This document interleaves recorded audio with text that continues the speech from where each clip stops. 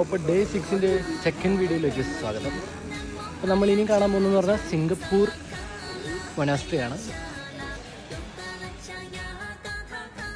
അപ്പം നമ്മളിപ്പോൾ ഉള്ളത് 1000 ബുദ്ധ ടെമ്പിളിലാണ്. അതായത് ഇവിടെ മൊത്തം 1000 ബുദ്ധന്മാരുടെ സ്റ്റാച്യൂസ് ഉണ്ട്. മൊത്തത്തിൽ വലിയ 3 ബുദ്ധന്മാരും അതുപോലെ തന്നെ 997 ചെറിയ കുട്ടി ബുദ്ധന്മാരും ആ മുകളിലൊക്കെ അടുക്കിയിരിക്കുന്നതല്ലേ. അപ്പോൾ ഇതാണ് 1000 ബുദ്ധ ടെമ്പിൾ.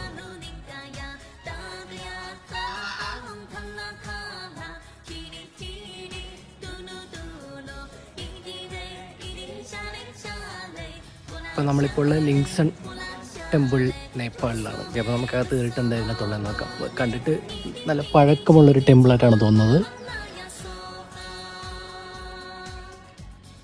ഇത് world centre for piece and unity എന്ന് പറഞ്ഞിട്ട് ലുംബിനി എന്നാണ് ഇപ്പോൾ നമ്മൾ കാണാൻ പോകുന്നതിൻ്റെ പേര്.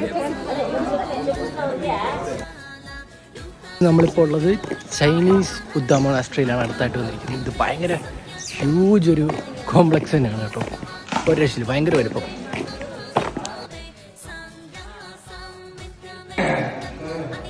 അപ്പോൾ ഈ കാണുന്നതാണ് ലാഫിംഗ് ബുദ്ധ അല്ലെങ്കിൽ ചൈനീസ് ബുദ്ധ ദീപം. നമ്മളടുത്ത് പോകാൻ പോകുന്നത് കൊറിയയിലേക്കാണ്. അപ്പോൾ കൊറിയ പോയി കണ്ടിട്ട് വരാം.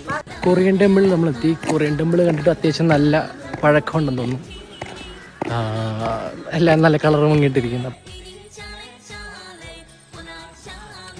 അപ്പോൾ നമ്മളിപ്പോൾ കണ്ടത് മനങ്ക സൊസൈറ്റി സെൻറ്റർ എന്ന് പറഞ്ഞിട്ട് ഒരു കോംപ്ലക്സ് ആണ്. അപ്പോൾ നമ്മളിപ്പോൾ വന്നിരിക്കുന്നതെന്ന് പറഞ്ഞാൽ മ്യാൻമറിൻ്റെ ഗോൾഡൻ ടെമ്പിളിലേക്കാണ്. സോ ഗൈസ്, ഫൈനലി നമ്മളങ്ങനെ ലുംബിനി ടെമ്പിളിലെ മോസ്റ്റ് ഇമ്പോർട്ടൻ്റ് ആയിട്ടുള്ള മായാദേവി ടെമ്പിളിലെ അടുത്തെത്തിയിരിക്കുകയാണ്.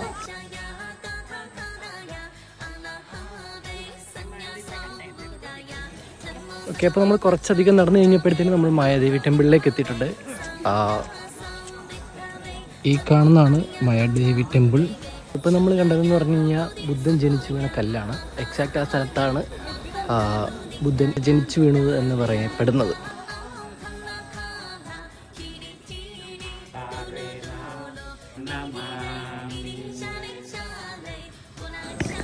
ഓക്കെ, അപ്പോൾ ഇവിടുത്തെ ലുംബിനി ടെമ്പിളിലെ ബുദ്ധ ടെമ്പിളിലെ പരിപാടികളൊക്കെ അവസാനിപ്പിച്ചിരിക്കുകയാണ്.